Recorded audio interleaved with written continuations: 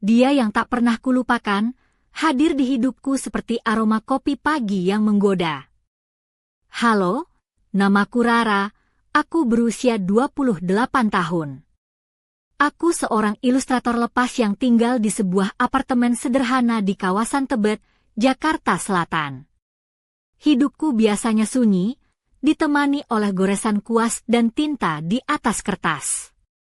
Namun, ada satu hal kecil yang rutin kujalani setiap pagi sebelum memulai hari, berjalan kaki ke warung kelontong tua dekat rumah yang masih mempertahankan pesona klasiknya. Di sanalah aku sering bertemu dengan seseorang yang kini mengisi pikiranku setiap hari. Pagi itu, seperti biasa aku mengenakan gaun katun putih yang ringan, pas untuk cuaca Jakarta yang panas dan lembab. Sandal kulit coklat tipisku mengeluarkan suara halus setiap kali melangkah di trotoar. Aku membuka pintu kayu warung itu, dan aroma rempah, kopi tubruk yang baru digiling, serta roti hangat langsung menyambutku. Di sudut warung, seperti biasanya, berdiri pria yang selalu menarik perhatianku. Namanya aku belum tahu, tapi aku panggil dia Pak Arif, sosok pria paruh baya dengan kemeja biru tua yang lengan bajunya digulung rapi sampai siku. Otot lengan yang kekar dan tangan yang tampak kasar namun penuh ketelitian membuatku penasaran. Hari itu, aku hendak membeli keju putih, tomat segar, dan acar cabai pedas buatan ibu pemilik warung, Bu Sari. Namun ketika aku berusaha mengambil toples selai buah ara yang terletak di rak paling atas, tanganku tak sampai. Saat itu, aku merasakan kehadiran seseorang di belakangku. Pak Arif berdiri sangat dekat, dan dengan gerakan tenang, ia mengambil toples itu untukku. Tangannya menyentuh tanganku sesaat saat menyerahkan toples itu. Jantungku seakan berhenti sejenak. Matanya yang coklat gelap dengan kilauan hangat di dalamnya menatapku sekilas. "Terima kasih," bisikku dengan suara yang bergetar. "Sama-sama," jawabnya dengan suara dalam dan tenang, lalu ia berjalan ke kasir tanpa berkata lebih banyak. Aku berdiri terpaku, memegang toples selai itu, merasakan denyut jantung yang tak biasa. Setelah membayar, aku menatapnya sekali lagi dari pintu warung. Ia membalas tatapanku tanpa mengalihkan pandangannya. Detik itu terasa seperti berjam-jam. Kaki dan hatiku berlari cepat saat aku melangkah keluar. Suara sandalku di trotoar seolah mengikuti irama jantung yang berdetak kencang. Aku terus mengulang kembali momen itu, sentuhan tangan, aroma kopi, dan tatapan matanya yang membuatku bertanya-tanya siapa sebenarnya dia dan mengapa aku merasa begitu terguncang hanya oleh sebuah perjumpaan sederhana di warung kecil ini. Setelah pagi itu, rutinitas pagiku berubah menjadi sebuah permainan yang penuh harapan dan rasa penasaran. Aku tak lagi sekadar membeli keju atau tomat di warung Bu Sari. Sekarang, aku mencari-cari alasan untuk bertemu Arif, entah itu hanya sekadar membeli barang yang sebenarnya tak terlalu kubutuhkan, atau sengaja datang saat dia biasanya ada di sana. Kadang aku meninggalkan kuas dan tinta di mejaku saat sedang asyik menggambar, lalu berlari keluar rumah dengan terburu-buru, berharap dia akan terlihat. Tapi Arif selalu datang dan pergi dengan cara yang sama, seolah dia tahu aku sedang mengamatinya, namun tetap menyimpan jarak.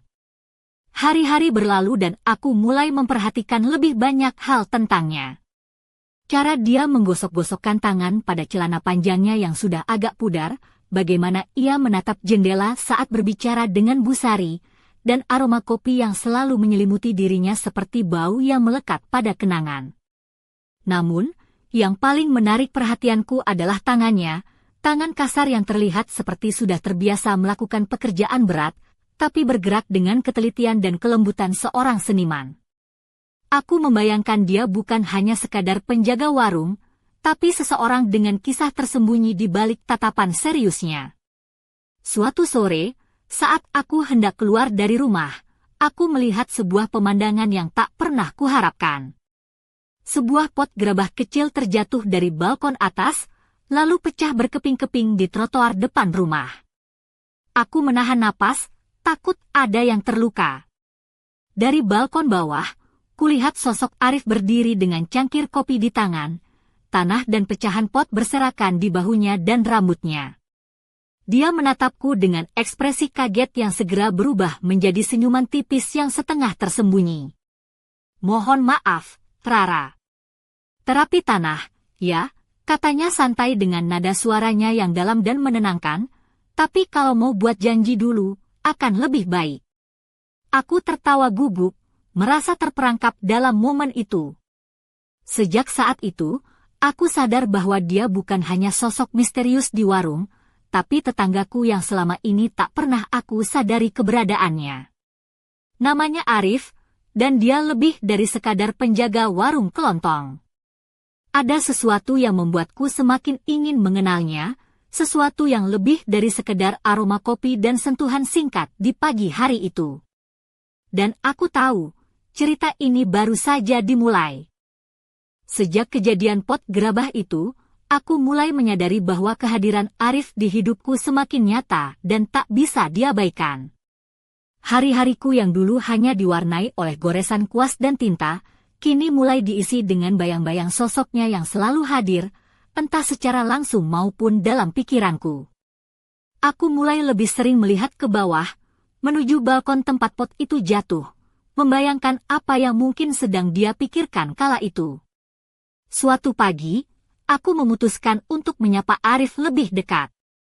Aku tahu dia bukan tipe orang yang suka basa-basi, jadi aku memilih waktu yang tepat saat dia sedang mengatur tumpukan barang di warung Busari. Aku mendekat dengan langkah pelan, mengenakan blus biru muda yang lembut menyentuh kulitku, dan celana panjang putih yang nyaman. Rambutku kutata sederhana, tapi dengan sentuhan lipstik merah muda yang membuatku merasa lebih percaya diri. "Halo, Pak Arif," kataku sambil tersenyum. Dia menoleh, matanya yang coklat gelap itu menatapku dengan sedikit terkejut, tapi kemudian membalas senyumanku dengan anggukan ringan. "Pagi, Rara," jawabnya singkat.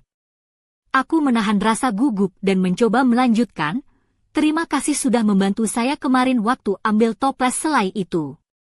Saya merasa agak canggung waktu itu. Dia mengangguk lagi, lalu berkata dengan suara lembut, "Tidak perlu sungkan.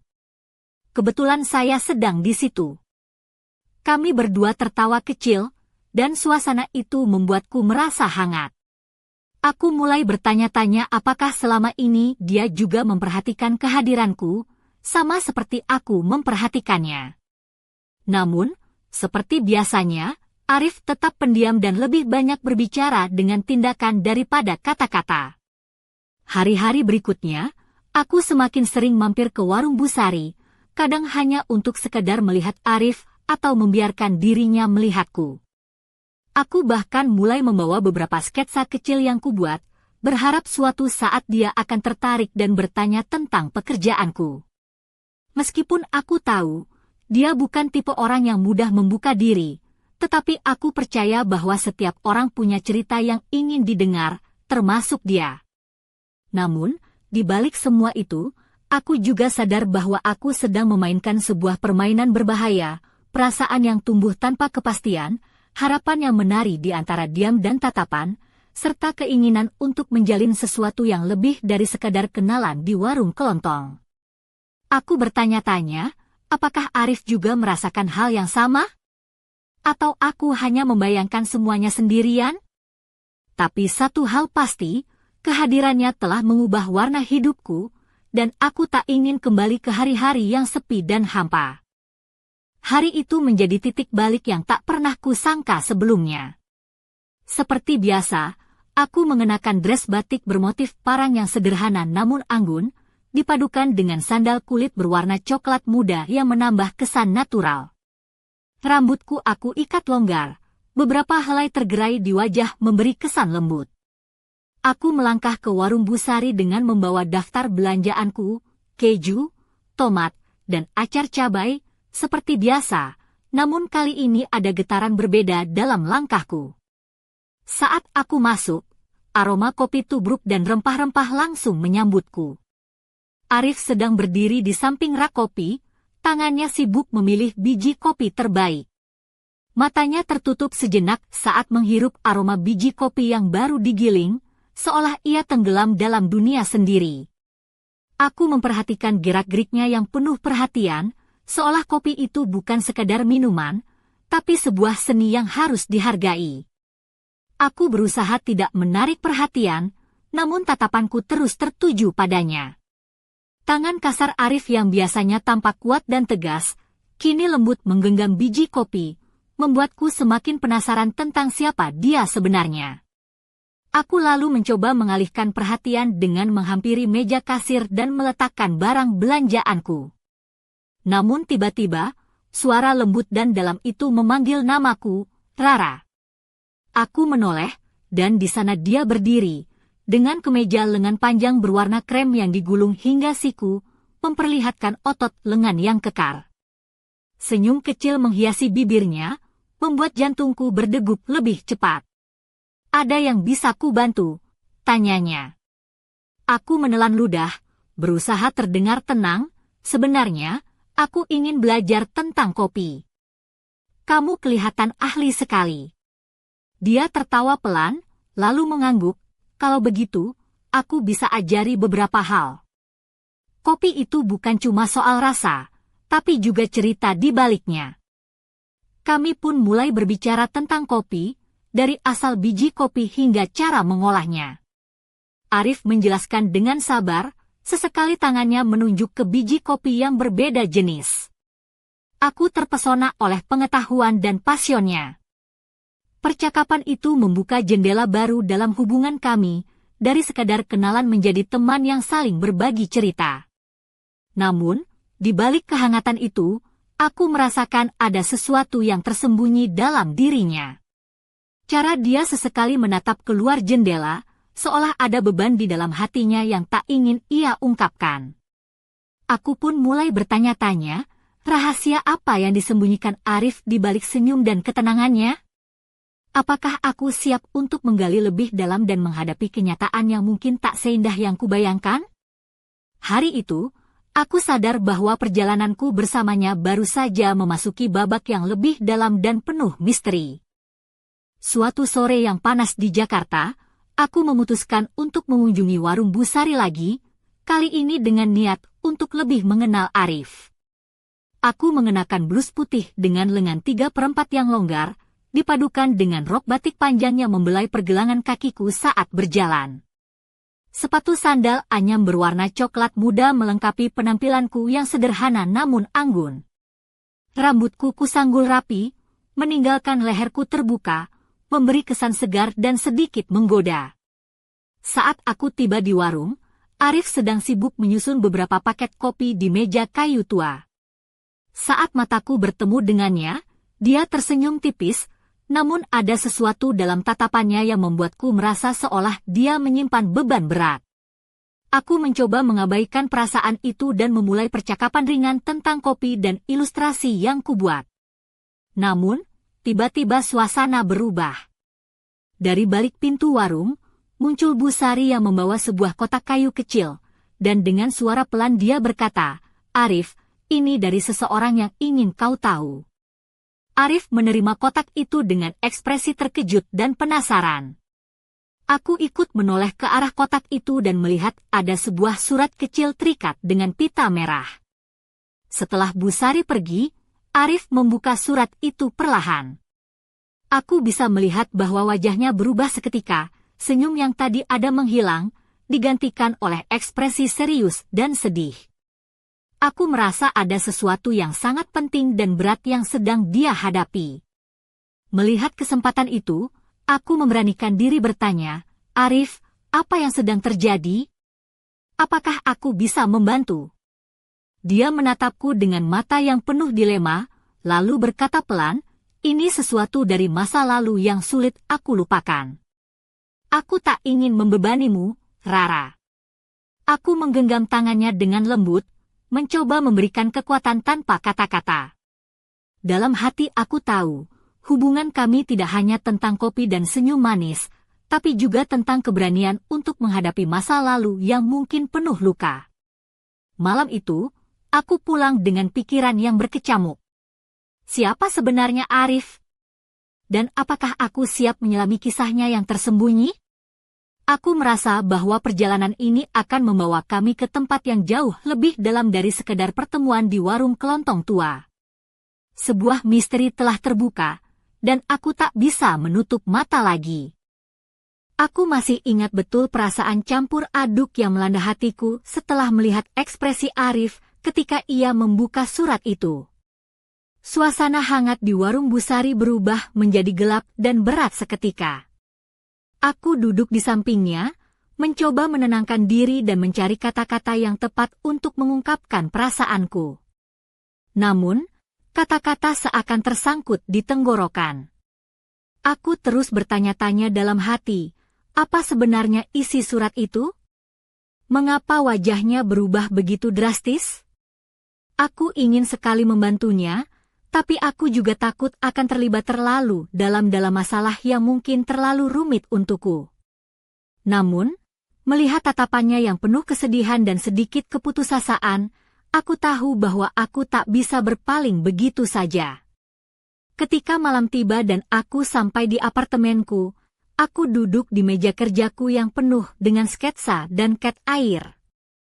Pikiran tentang Arif terus menghantui, membuatku sulit berkonsentrasi pada ilustrasi yang sedang kukerjakan. Aku bertanya-tanya apakah aku terlalu terburu-buru untuk mendekatinya, atau mungkin aku harus memberinya ruang dan waktu.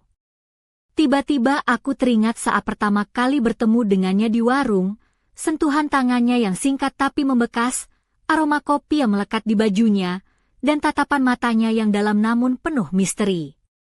Semua kenangan itu membuatku yakin bahwa aku ingin mengenalnya lebih jauh, meski risiko yang mungkin harus kuhadapi. Aku memikirkan bagaimana seharusnya aku bersikap. Haruskah aku menunggu dia yang membuka cerita itu? Atau haruskah aku mencoba memecahkan kebisuan yang menghalangi kami? Aku takut jika aku mendorongnya terlalu keras, dia akan menjauh.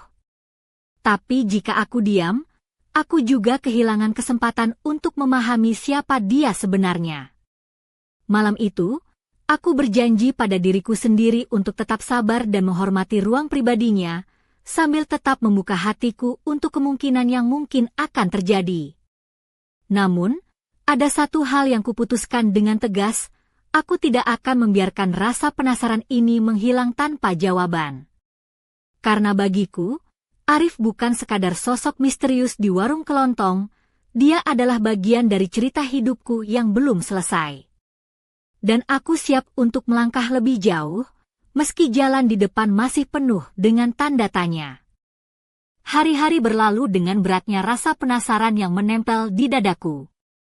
Aku berusaha menjaga jarak, tapi setiap kali melewati warung Busari, aku tak kuasa untuk melirik ke arah Arif. Namun, sesuatu yang tak terduga terjadi. Suatu sore, saat aku sedang membeli beberapa bahan untuk ilustrasiku, aku melihat Arif berdiri di depan warung dengan wajah yang berbeda. Matanya sayu, dan ada bekas luka tipis di pelipis kirinya yang sebelumnya tak pernah kulihat. Aku merasa ada sesuatu yang ingin dia katakan, tapi ia malah mengalihkan pandangan dan berjalan menjauh. Aku mengejarnya, jantungku berdegup kencang. Arif, tunggu, panggilku. Ia berhenti dan menoleh, wajahnya terpancar antara ragu dan harap. Rara, aku harus memberitahumu sesuatu, suaranya serak dan lirih. Aku menyuruhnya duduk di bangku taman kecil di dekat warung. Dengan suara bergetar ia mulai membuka kisah yang selama ini disimpannya rapat-rapat. Ternyata, Arif bukan hanya seorang penjaga warung atau restorator buku seperti yang kukira. Ia juga terlibat dalam sebuah masalah keluarga yang rumit, kenangan pahit tentang sebuah kehilangan yang menorehkan luka dalam hatinya. Surat yang diterimanya adalah kabar dari seseorang yang selama ini dianggapnya hilang, yang tiba-tiba muncul kembali dengan membawa rahasia dan tuntutan yang berat. Aku terpaku mendengar ceritanya. Rasa simpati dan keinginan untuk mendukungnya tumbuh semakin kuat. Namun, di balik cerita itu, ada sisi gelap yang membuatku waspada. Aku bertanya-tanya, apakah aku siap menghadapi kenyataan yang begitu rumit? Apakah aku mampu menjadi bagian dari kehidupan yang penuh liku seperti ini? Arif menatapku dalam-dalam, seolah mencari pengertian dan keberanian. Aku tidak ingin kau terlibat dalam semua ini, Rara. Tapi aku juga tidak bisa terus menyembunyikan semuanya darimu. Saat itu aku sadar, hubungan kami telah melewati batas mengenal dan mulai menyentuh ranah kepercayaan dan keterbukaan yang sesungguhnya. Namun, aku juga sadar bahwa keputusan untuk melangkah lebih jauh bukan hanya milikku. Aku harus memilih antara mundur dan melindungi diriku sendiri, atau tetap berdiri di sampingnya menghadapi badai bersama. Malam itu, aku pulang dengan hati yang penuh pertimbangan. Aku tahu, kisah kami belum usai. Justru, ini baru permulaan dari perjalanan yang akan menguji kekuatan dan ketulusan kami berdua. Dan aku bertanya pada diriku sendiri, apakah cinta bisa benar-benar mengatasi segala luka dan rahasia yang tersembunyi?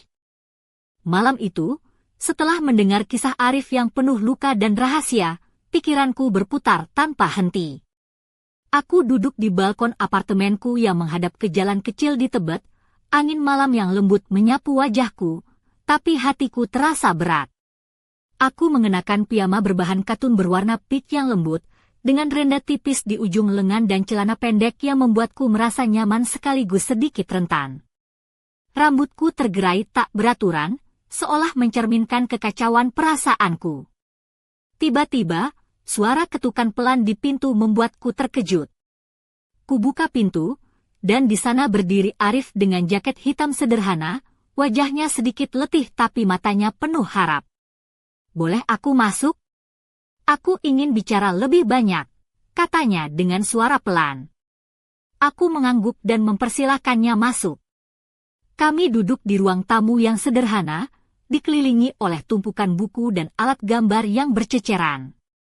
Arif mulai bercerita lebih dalam tentang masa lalunya yang kelam, tentang kehilangan orang yang sangat berarti baginya, dan bagaimana hal itu membentuk dirinya menjadi sosok yang pendiam dan penuh rahasia seperti sekarang.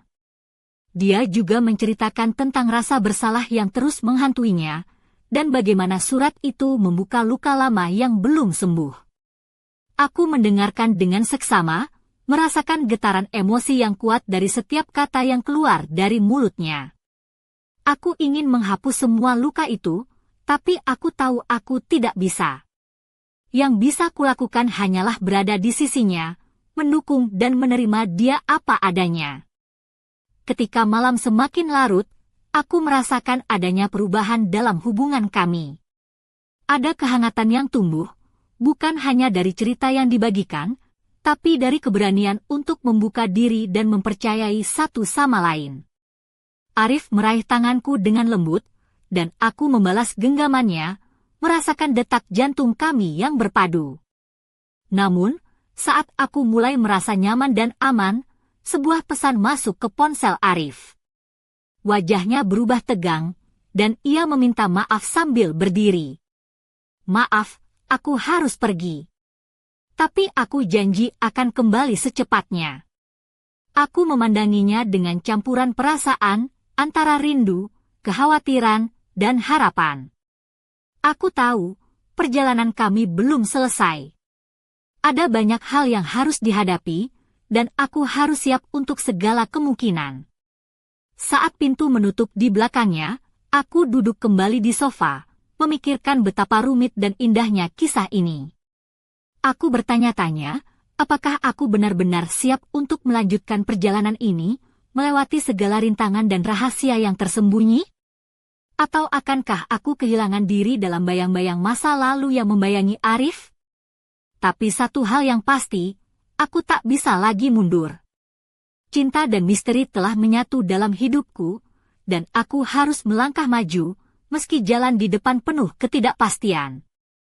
Hari-hari setelah malam itu terasa seperti badai yang mengguncang seluruh hidupku. Setiap detik seolah dipenuhi dengan ketegangan yang memuncak, perasaan yang menari di antara harapan dan ketakutan. Aku mengenakan blus berwarna merah marun dengan lengan panjang yang sedikit menggulung, dipadukan dengan celana hitam yang pas di badan. Sepatu flat hitam yang simpel menambah kesan serius tapi tetap feminin. Rambutku kusanggul rapi, menegaskan keseriusan yang mulai kuhadapi. Arif kembali hadir di hidupku dengan kesibukan dan rahasia yang tak kunjung usai. Surat-surat misterius terus datang, dan ada bisikan-bisikan dari masa lalunya yang mulai merembes ke permukaan. Aku merasa seperti berada di tengah pusaran angin besar, tak mampu melawan tapi juga tak mau menyerah. Setiap kata yang dia ucapkan kini mengandung bobot berat, dan setiap tatapan penuh makna tersembunyi. Suatu sore, saat kami duduk di bangku taman dekat warung Busari, tiba-tiba datang seorang pria dengan aura dingin dan tatapan tajam. Dia memperkenalkan diri dengan suara dingin, "Arif, kita perlu bicara." Aku melihat ketegangan langsung merayap di wajah Arif, dan aku tahu pria itu bukanlah orang biasa. Pertemuan itu membawa gelombang baru dalam hubungan kami. Ternyata, pria itu adalah bagian dari masa lalu Arif yang selama ini tersembunyi, seseorang yang membawa beban dan konflik yang bisa mengancam kebahagiaan kami.